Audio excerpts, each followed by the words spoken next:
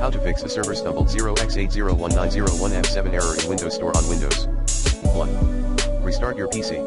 2. Synchronize your Microsoft account. 3.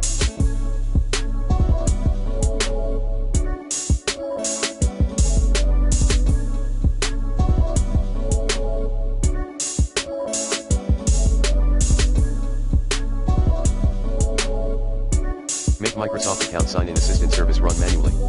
Like this. 4.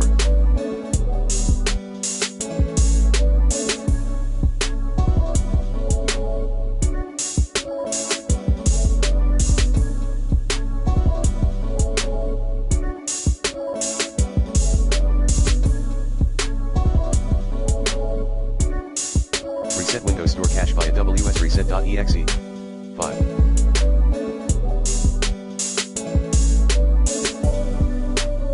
Disable any active proxy or VPN server.